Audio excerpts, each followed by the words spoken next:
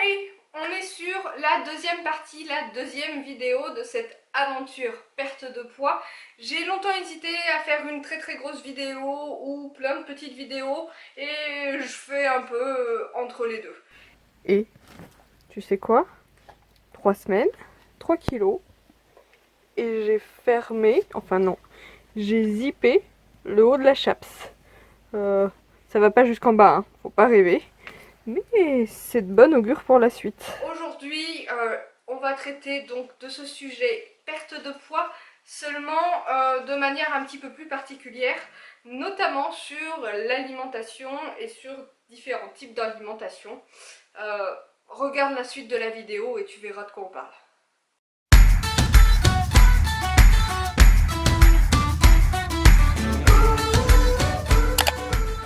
Aujourd'hui, je crois que ça va bientôt faire 4 semaines que j'ai lancé la machine, si on peut dire.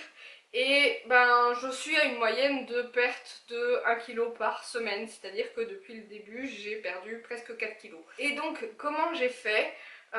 Tu as vu dans la première vidéo qu'à la base, mon alimentation, ou plutôt c'était un véritable massacre. Je crois que mes placards sont blindés de bonbons, de chocolat, de mauvaises habitudes et compagnie. Première étape, première chose que j'ai faite, c'est d'arrêter de grignoter. J'ai tout simplement arrêté de plonger littéralement la tête la première dans le paquet de Dravibus par exemple. J'ai revu dans ce petit mois mes habitudes alimentaires et je commence à m'y habituer plutôt bien. L'une des grosses difficultés, ça a été de faire les courses. Parce que c'est vrai, quand je vais faire mes courses, généralement, c'est une hécatombe. Tout tombe dans mon caddie. Et en fait, tout ce qui tombe dans mon caddie est plein de gras, plein de sucre, plein de mauvaises habitudes. Donc comme je le disais, et surtout, la première chose que j'ai voulu faire dans ce rééquilibrage alimentaire, parce que clairement c'était ça, c'était pas d'éliminer, mais de diminuer grandement le sucre. J'y reviendrai un peu plus tard parce que tu vas voir jusqu'à quel point étaient incrustées ces mauvaises habitudes, et elles le sont toujours un petit peu. Deuxième chose, c'est que tout ce qui est tombé dans mon caddie aux dernières courses était quand même beaucoup plus genre plus santé quoi. Je pensais pas un jour pouvoir dire ça. Genre j'ai acheté des poireaux. Pour la première fois de ma vie, j'ai acheté des poireaux. Je savais même pas que c'était bon. Et j'adore ça. Et clairement, j'ai beaucoup moins honte de mon frigo aujourd'hui parce que il y a du chou-fleur, il y a des carottes, il y a des tomates de toutes sortes différentes. Et en fait, en y repensant, j'ai largement upgradé mon frigo, si tu vois ce que je veux dire. Ce dont j'ai pris l'habitude aussi, c'est de boire. Alors je t'arrête tout de suite, hein. Je bois pas d'alcool, jamais. Et par contre, ce que je buvais beaucoup, c'est du sucre, que ce soit en sirop, que ce soit en iced tea ou tout ce que tu veux.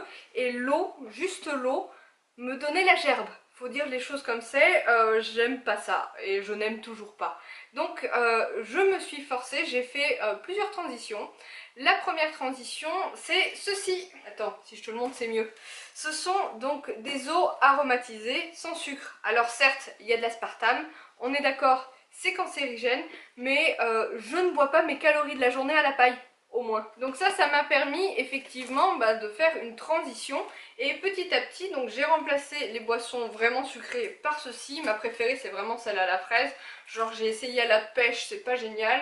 Aux fruits rouges, bon ça m'emballe pas non plus, mais à la fraise c'est vraiment ma préférée. Et là je suis en transition, non pas pour remplacer ça par de l'eau plate, d'ailleurs je ne comprends pas cette expression, l'eau plate, mais je me force, parce que clairement c'est le cas, hein, j'aime toujours pas l'eau. Je suis en train de tester les eaux en bouteille, genre différentes marques, mais je vais te dire que c'est quand même pas le grand amour. Mais je me force donc, parce que ouais c'est le mot, à alterner un coup un verre d'eau sans goût, un coup un verre d'eau avec du goût, et de temps en temps je prends aussi du thé que je me force aussi à boire sans sucre ou sans aspartame cette fois, parce qu'à la base c'est pas trop ma tasse de thé.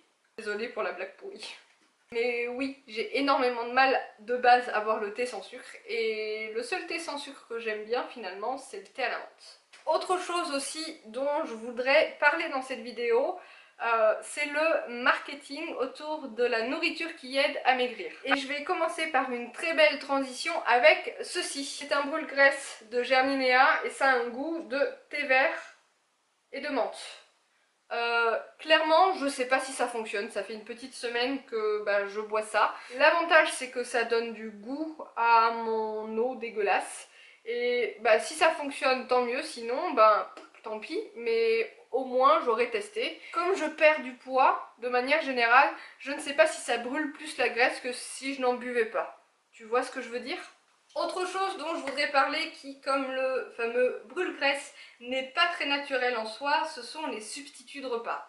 Alors, attention, je ne souhaite influencer personne, c'est un partage d'expérience. Première chose que j'ai à dire, c'est que les substituts de repas ne doivent absolument pas, selon moi, enfin ça paraît évident mais c'est pas évident pour tout le monde, remplacer un repas à chaque fois, tous les jours.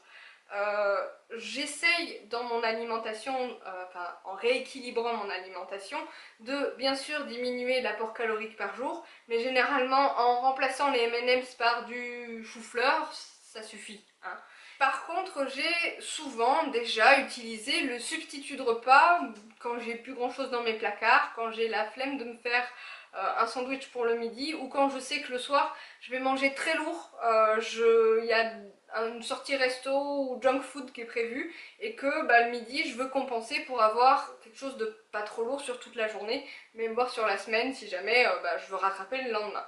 Donc le premier substitut de repas que j'ai toujours utilisé, ce sont ceux donc comme le brûle-graisse de la marque Germinea. Et particulièrement ceux-ci, je vais pas trop les montrer à la caméra, je pense qu'ils n'ont pas besoin de pub. Mais ce que j'aime et ce que je n'aime pas sur ce truc-là, c'est la première chose que j'aime, c'est le goût. J'ai l'impression de manger une crème Mont Blanc au chocolat, tellement j'adore ça.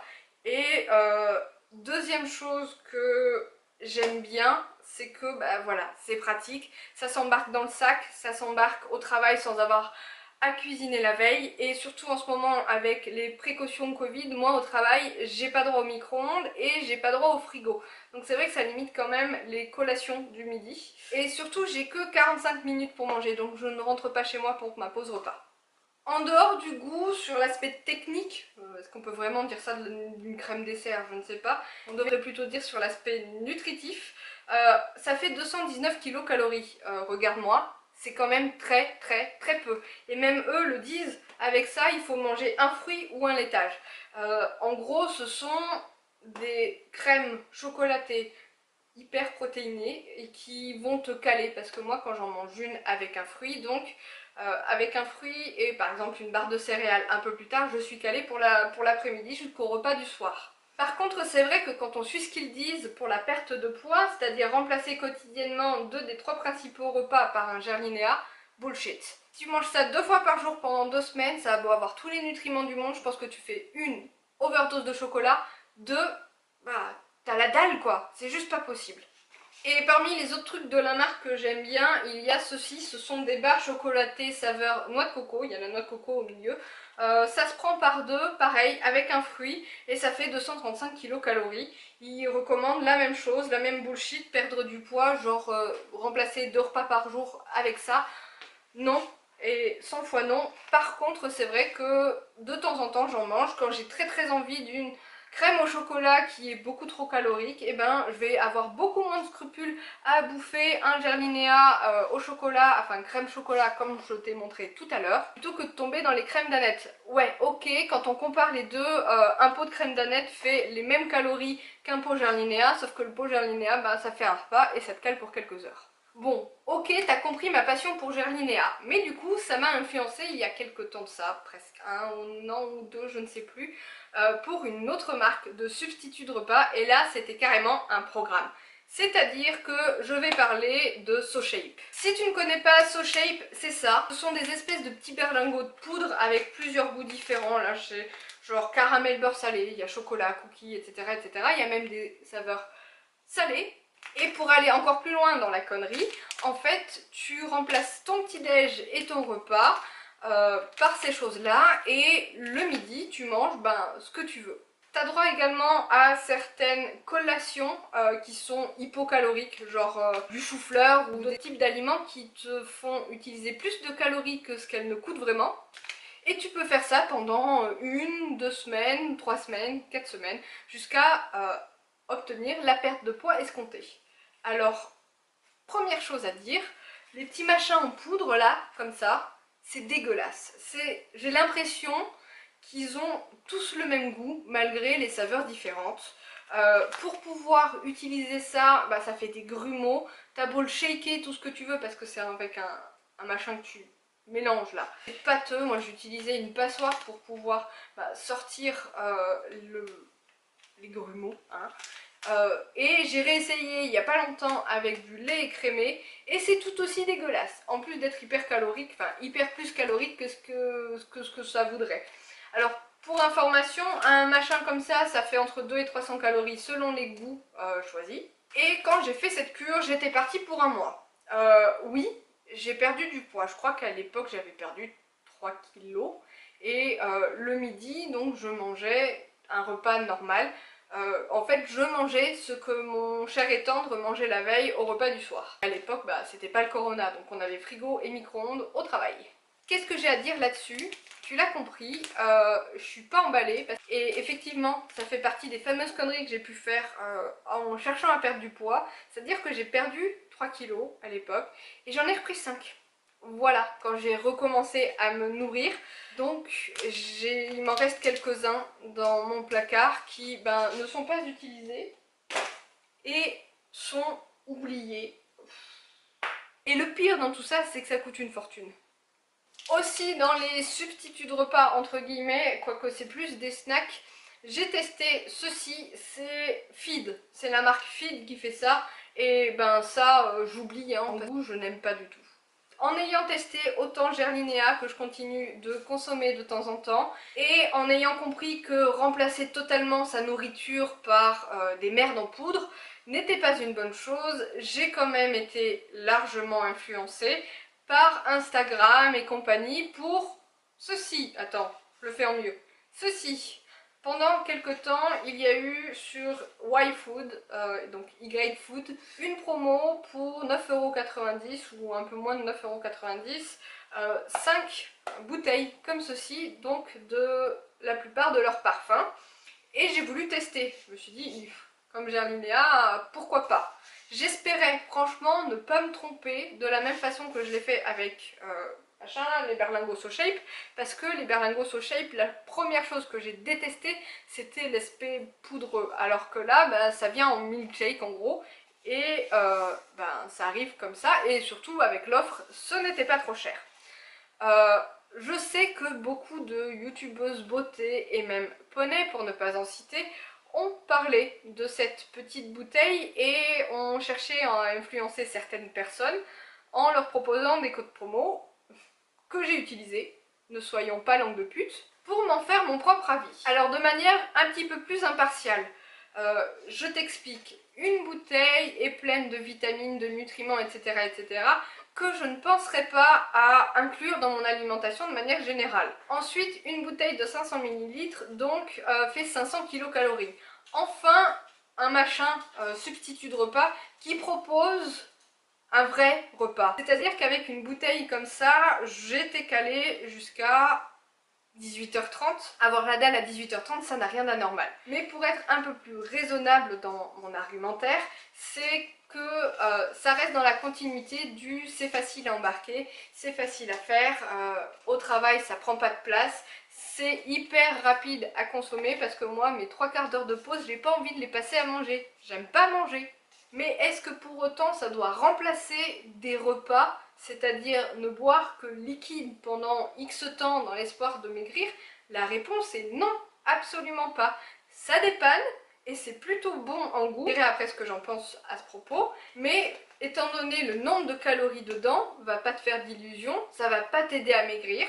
Ça va certes t'apporter des nutriments auxquels on ne pense pas forcément, mais avec 500 kcal, si tu fais d'autres repas normaux dans la journée, un petit déj et un repas du soir par exemple, tu vas pas perdre de poids. Mais certes, ça a l'avantage d'être plus équilibré qu'un sandwich club dégueulasse à Lidl. Parlons des goûts maintenant. Donc j'ai adoré, vraiment adoré celui à la banane. C'est celui-là? Non, c'est pas celui-là. Je l'ai tellement kiffé que je pense que si j'en recommande, il y aura celui-ci. Et puis le deuxième goût que j'ai vraiment vraiment adoré, c'est le Alpine Chocolate. Autant la banane, j'ai l'impression de boire un bonbon à la banane, tu sais, de chez Haribo. Autant le chocolat alpin là, j'ai l'impression de boire un chocolat suisse. Mais c'est tellement bon. Franchement, je les ai beaucoup aimés. J'ai moins aimé la vanille et les fruits rouges que j'ai là par terre. Tout simplement parce que de base, j'aime pas trop les desserts à la vanille. Et que le fruit rouge, je trouvais que ça manquait un petit peu d'acidité. Et finalement, attends, il est où? J'ai été plutôt agréablement surprise par le cold brew coffee. C'est-à-dire que c'est un café glacé en gros. Moi qui ne bois jamais de café, j'ai plutôt aimé le goût. C'est un café au lait. Ça me rappelle une boisson que je bois de temps en temps qui s'appelle du Caro. Et par contre le souci c'est qu'il y a de la caféine dedans et que moi ça me rend complètement hystérique. Mais bon, j'aurais dû m'en douter. Alors oui, ok, j'en fais les éloges depuis 5 minutes. Par contre, petit bémol pour ces trucs-là, c'est que ben ça reste quand même onéreux. L'offre dont j'ai bénéficié à 10 balles, les 5 bouteilles, ça va à peu près, ça fait 2 euros par repas. C'est moins cher qu'un sandwich à la boulangerie d'à côté. Par contre, 3 euros, 3,50 € par repas, ça commence à être un petit peu un budget. Il y a un système d'abonnement, etc., etc. C'est le point négatif de ces trucs-là. Et la question à se poser, c'est est-ce que je vais en racheter? Je pense que oui. Parce que tu l'as bien compris, les midis, j'ai pas la possibilité de faire un repas normal. Je peux me faire un sandwich avec du pain de mie, du jambon, mais d'une part, c'est pas hyper équilibré, d'autre part, ça nourrit pas vraiment. Et j'ai beau me faire toutes les salades du monde, des quantités astronomiques de légumes à croquer, etc. Ben, à 16 heures j'ai faim, alors qu'avec ça, ben, j'avoue, j'ai pas faim. Il faut vraiment le considérer comme un vrai repas, même si, oui, mes collègues se sont largement foutus de ma gueule en me disant mais tu vas pas manger juste ça, alors que franchement j'avais du mal à finir la bouteille parfois. Je vais conclure cette vidéo là-dessus. En gros, j'ai changé mon alimentation. J'ai changé ma façon de faire mes courses. J'ai remplacé tout ce qui était junk food par, enfin surtout aussi beaucoup tout ce qui était des pâtes, carbo, des trucs comme ça par du légume. J'ai aussi pris l'habitude de boire autre chose que de l'ice tea à toute heure de la journée et de la nuit, que du coup, ben, je vais beaucoup plus faire pipi dans la journée. C'est une horreur. Mais aussi, ben, je m'aide de temps en temps quand je vois que Chérie a envie d'un gros plat de panini, de burger ou d'un gros steak. Je peux le comprendre et je le suis parce que ben, faire attention, c'est pas seulement ben, se priver tout le temps. Et par contre, bah, après, j'essaye d'équilibrer par des trucs qui me font un peu plaisir. J'adore le gerlinéa et je n'ai aucun mal et aucun regret, surtout, bah, de rééquilibrer mon apport calorique de la journée ou de la semaine en mangeant, en sautant un repas, bien sûr, en consommant un gerlinéa à la place, à condition de ne pas en faire ma nourriture principale. Il en est absolument hors de question. Le but de ce rééquilibrage alimentaire, c'est de consommer mieux, équilibrer mon alimentation, contrôler mon alimentation. Quand j'avais une obsession sur quelque chose, il fallait absolument que je le mange. C'est toujours le cas, j'ai toujours des obsessions. Des fois j'ai envie de chocolat, des fois j'ai envie de bonbons, mais 3 bonbons me suffisent alors qu'avant bah, c'était le paquet entier. Et malgré cette recherche de mieux, je refuse littéralement d'être de ces personnes qui font la grimace devant un burger, devant des frites, ou qui te disent ah non, hein, moi je mange pas ça quand tu lui présentes un bonbon Haribo. Je trouve que la vie est trop courte pour refuser ce genre de plaisir. Mais en contrepartie, c'est vrai que bon, ben, je mange des légumes et des gerlinéas. L'idée quand j'aurai réussi à atteindre le poids que je souhaite, bah, c'est tout simplement d'arrêter. À l'heure actuelle, très sincèrement, je crois que j'en consomme 2 par semaine, voire 3, en comptant tout ce que j'ai montré, hein, c'est-à-dire bah, les barres gerlinéa, le petit boc au chocolat ou les Y-food quand j'en avais encore. Mais comme je le disais, le but c'est d'être autonome sur une bonne façon de m'alimenter, tout en stabilisant mon poids au moment venu. Voilà. Sur ce, j'espère que cette vidéo t'aura plu, que tu auras apprécié entre guillemets mon avis sur les substituts de repas, sur ces méthodes qui clairement ne marchent pas forcément, mais aussi sur ces alternatives entre guillemets quand on n'a pas forcément le temps, plutôt que de bouffer un McDo ou des sushis quand c'est facile, comme ça peut l'être parfois en sortant juste du travail et en traversant la rue. Et voilà, j'en ai fini pour ces choses ennuyeuses. Je te retrouve dans une prochaine vidéo avec Poney. Ciao ciao!